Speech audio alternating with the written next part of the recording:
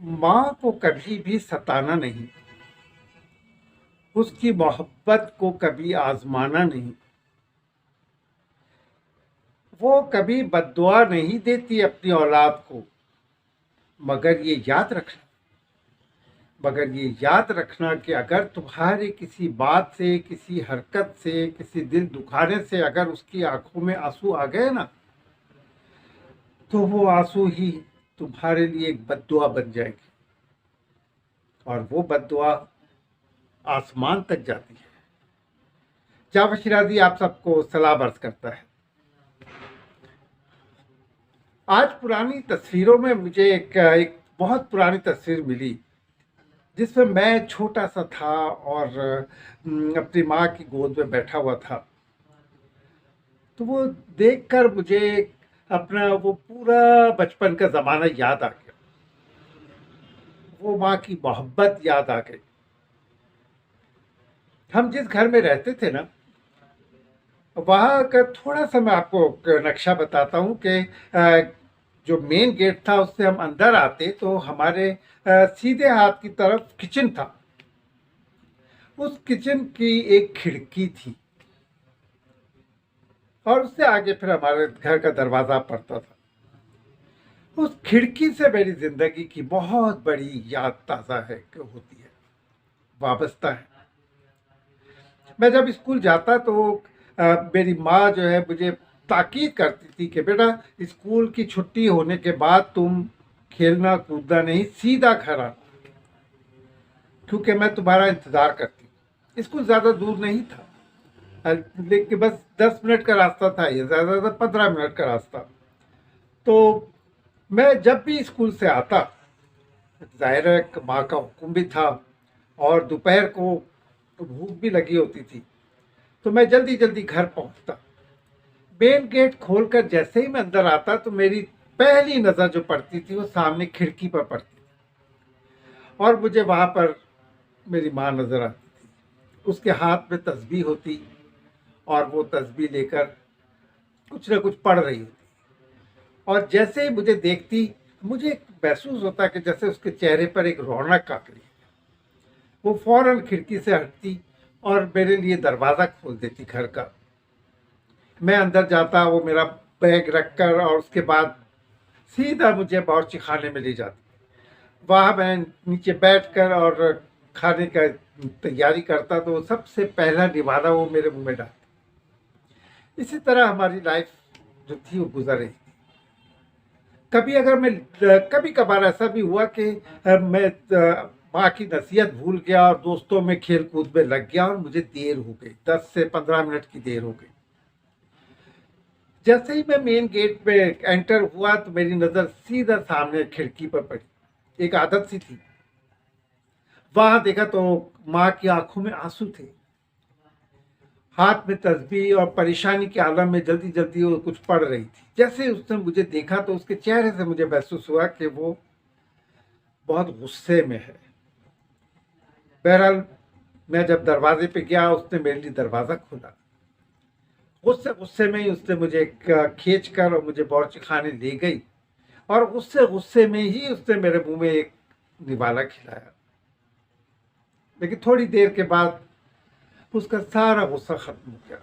اس نے مجھے یہی کہا کہ تجھے پتا نہیں کہ تیری ماں کتنی بے چینی سے تیرا انتظار کرتی ہے، کتنے وسوسے اس کے دل میں آتے ہیں اگر تو تھوڑا سا بھی لیٹ ہو جاتا ہے، بیٹا جلدی آیا کر۔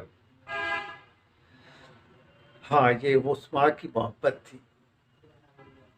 پھر ہوا یہ کہ کچھ عرصے کے بعد اس کی طبیعت خراب ہوئی، گھر والے اسے ایک ہاسپٹل لے گئے۔ میں تو بچہ ہی تھا، مجھے اتنا زیادہ محسوس نہیں ہوا، لیکن مجھے معلوم نہیں تھا کہ میری ماں جو ہے وہ کینسر کے آخری سٹیج پر ہے۔ اور پھر وہ دن آیا کہ وہ اس دنیا سے ہمیشہ کے لیے چلی گئی۔ اس کی موت پر میں بچہ تھا، مجھے اتنا احساس نہیں تھا کہ یہ کیا ہو رہا ہے، سب لوگ رو کیوں رہے۔ ان کو دیکھ کر میں بھی رویا۔ میں نے اپنے سامنے اپنی ماں کو سپرد خاک ہوتے ہوئے بھی دیکھا، لیکن مجھے اتنا محسوس نہیں ہوا۔ گھر آیا تو چونکہ میں گھر میں سب سے چھوٹا تھا، اور ماں کی وصیت بھی تھی کہ میرے بیٹے کو کبھی تنگ نہیں کرنا، اس کا ہمیشہ خیال رکھنا۔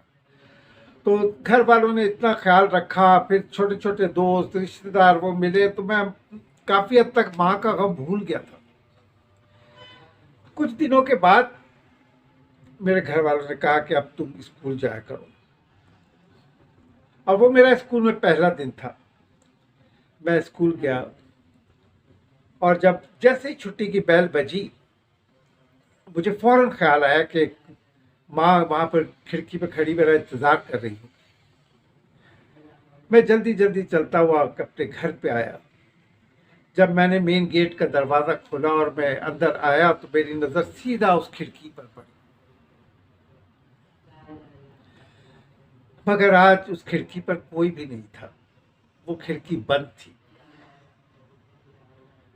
تب مجھے احساس ہوا کہ میں نے کتنی بڑی ہستی مجھ سے دور چلی گئی ہے، میں نے کتنی بڑی ہستی کو کھو دیا ہے۔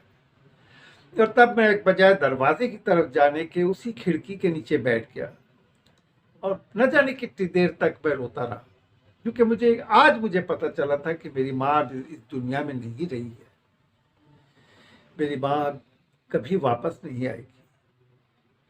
رو رو کر میں بڑی دیر کے بعد گھر پہنچا۔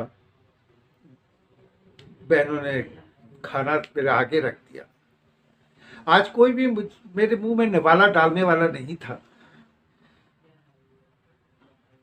تو دوستو، اور خاص طور پہ میں ان نوجوانوں کو میں کہوں گا کہ جن کی مائیں ابھی زندہ ہیں، اپنی ماں کا ہمیشہ خیال رکھنا، اسے کبھی دکھ نہ دینا۔